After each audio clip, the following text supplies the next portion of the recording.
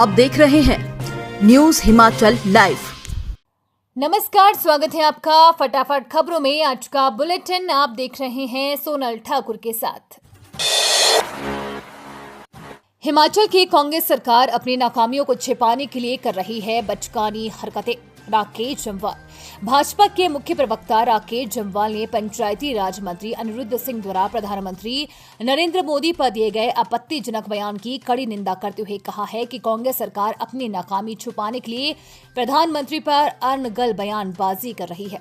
इससे हिमाचल प्रदेश की साख अंतर्राष्ट्रीय स्तर पर धूमिल हो रही है।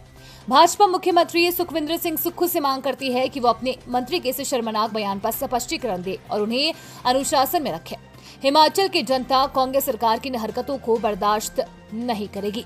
राकेश जम्वाल ने कहा कि प्रधानमंत्री नरेंद्र मोदी के लिए पूरा भारत एक परिवार है, चाहे वो कश्मीर हो या कन्याकुमारी, गुजरात हो या हिमाचल। वो कांग्रेस की तरह क्षेत्रवाद, जातिवाद और तुष्टीकरण की राजनीति नहीं करते। यही कारण है कि आज भारत के नक्शे से कांग्रेस गायब हो रही है और प्रधानमंत्री मोदी अपनी नीतियों और विकास कार्यों की बदौलत देश भर में जीत का परचम लहरा रहे हैं। उन्होंने कहा कि प्रधानमंत्री नरेंद्र मोदी जब भी विदेश यात्रा पर जाते हैं, वहां भारत की संस्कृति, परंपरा और हिमाचल के गौरवशाली इतिहास को सम्मान दिलाते हैं। वहीं कांग्रेस के मंत्री ओछी राजनीति और संकुचित मानसिकता के चलते प्रधानमंत्री का अपमान कर रही हैं, जो प्रदेश की जनता का भी अपमान है। कांग्रेस सरकार की घटिया राजनीति हिमाचल की छवि को नुकसान पहुंचा रही है। हिमाचल प्रदेश सरकार के मंत्री अनिरुद्ध सिंह जी का जो आज बयान आया है वो बड़ा दुर्भाग्यपूर्ण है। प्रदेश के मंत्री द्वारा देश के प्रधानमंत्री के बारे में ऐसी टिप्पणी करना जो है वो बड़ा दुर्भाग्यपूर्ण है। प्रदेश के मंत्री का कहना है कि देश के प्रधानमंत्री का ये पता नहीं कि वो उनका जन्म कहाँ हुआ। जहाँ मोदी जी जाते हैं, जहाँ प्रधानमंत्री जी जाते हैं, वहाँ उस प्रदेश को वो अपना कहते हैं। शायद प्रदेश सरकार के मंत्री अनिरुद्ध सिंह जी बोल रहे हैं कि प्रधानमंत्री पूरे देश के होते हैं, वो किसी एक प्रांत के नहीं, पूरा देश उनके लिए एक समान है और कश्मीर से लेकर कन्याकुमारी पूरा भारतवर्ष उनके लिए एक समान है और पूरे देश के विकास के लिए पूरे देश की जनता को अपना परिवार समझते हुए मोदी जी इस देश को आगे ले जाने का, विकसित भारत बनाने का काम कर रहे हैं। लेकिन हिमाचल की सरकार अपनी नालायकियाँ, अपनी नाकामयाबियाँ छिपाने के लिए समय समय पर ऐसी अभद्र टिप्पणियाँ देश के प्रधानमंत्री जी के बारे में, देश के केंद्रीय मंत्रियों के बारे में करती रहती है। लेकिन हिमाचल सरकार में क्या चल रहा है, प्रदेश के मंत्री जी उस पर स्पष्टीकरण दें। और मैं प्रदेश के मुख्यमंत्री से भी कहना चाहता हूं कि अपने मंत्रियों की जुबान पर लगाम लगाएं, वो ऐसी अनाप शनाप बयानबाजी ना करें, क्योंकि हिमाचल प्रदेश के लिए देश के यशस्वी प्रधानमंत्री नरेंद्र मोदी जी ने पिछले 10 वर्षों में जो किया है, हिंदुस्तान के इतिहास में, हिमाचल के इतिहास में इससे पहले हिमाचल के लिए इतना किसी भी प्रधानमंत्री ने, किसी भी सरकार ने नहीं किया। लेकिन उन बातों को उजागर करने की बजाय, उन बातों के लिए प्रधानमंत्री जी का धन्यवाद करने की बजाय प्रदेश के मंत्री अनाप शनाप बयानबाजी करके जो है जनता का ध्यान बांटना चाहते हैं। हिमाचल की 2 वर्ष की क्या सरकार की उपलब्धियां हैं, वर्तमान की कांग्रेस सरकार ने जो झूठे वायदे किए थे उस पर सरकार ने क्या काम किया, मंत्री जी उस पर बताएं तो मुझे लगता है ज़्यादा अच्छा रहेगा। उनके विभाग में क्या हो रहा है उस पर बताएं तो मुझे लगता है वो ज़्यादा अच्छा हो रहा है। और बाकी जहाँ तक मोदी जी की बात है, देश की जनता ने मोदी जी को तीसरी बार इस देश का प्रधानमंत्री चुना है। ये इस देश के लिए और हम सब के लिए गर्व की बात है। गांव में नहीं आएगा पानी का बिल, सरकार ने फैसले पर रोक लगाई।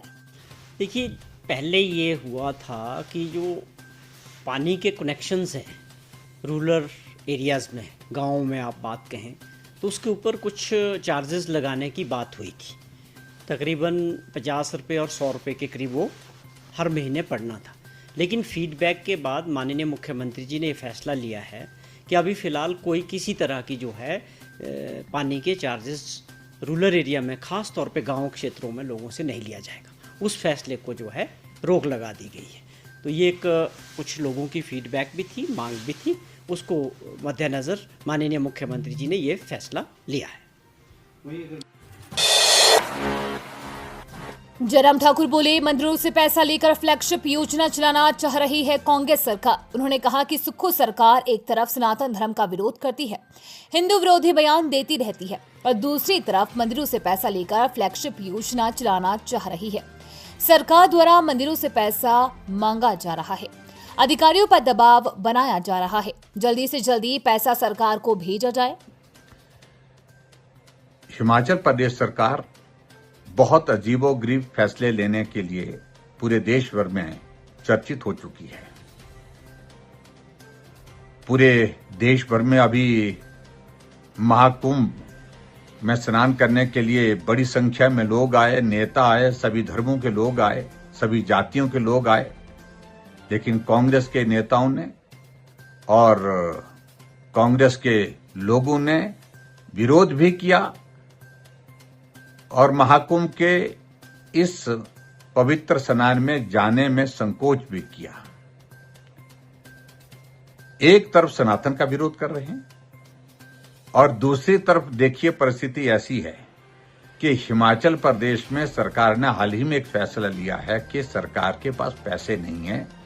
सरकार के एक विभाग के सेक्रेटरी डिप्टी कमिश्नर को चिट्ठी लिखते हैं कि मंदिरों और ट्रस्ट में जो पैसा है, जो सरकारी नियंत्रण में हिमाचल प्रदेश में लगभग 36 टोटल मंदिर हैं, उन मंदिरों और ट्रस्ट में जो पैसा है उस पैसे को सरकार के खजाने में जमा कर दें ताकि हिमाचल प्रदेश की 2 योजना, एक सुखाश्रय योजना और सुख शिक्षा योजना, ये 2 योजनाओं को चलाने के लिए हम उस पैसे को खर्च कर सकें। मैं समझता हूं ये बहुत दुखद है, दुर्भाग्यपूर्ण है। कभी भी किसी भी सरकार ने मंदिर और ट्रस्ट का पैसा लेकर के सरकार की योजनाओं के लिए खर्च नहीं किया है। जब भी पैसा अगर मंदिर ट्रस्ट से अगर लिया गया है तो कोई आपदा आ गई, जैसे कोविड का दौर था, जैसे बाढ़ बरसात के कारण बहुत बड़ा नुकसान हुआ, लोगों की जिंदगी चले गई, उस वक्त मदद करने के लिए मुख्यमंत्री राहत कोष में मदद अगर मंदिरों और ट्रस्ट से ली जाती वो समझ में आती है। सीएम रिलीफ फंड में गरीब लोगों के इलाज के लिए, गरीब लोगों की मदद करने के लिए पैसा लिया जाता है, वो समझ में आती है। लेकिन सरकार की बजटेड योजनाओं को चलाने के लिए मंदिर और ट्रस्ट से पैसा लेने के लिए आदेश ही नहीं करना, आदेश के अलावा बार बार फॉलोअप किया जा रहा है कि जल्दी पैसा भेजो, जितना भी पैसा है भेजो।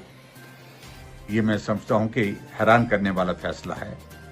एक तरफ सनातन का विरोध, एक तरफ सनातन को गालियां और एक तरफ सनातन में जो आस्था रखते हैं, श्रद्धा रखते हैं, उनके खिलाफ टिप्पणियां करना कांग्रेस के नेताओं का, और उधर मंदिर से लेकर के सरकार खर्चा चलाने के लिए पैसा मांग रही है।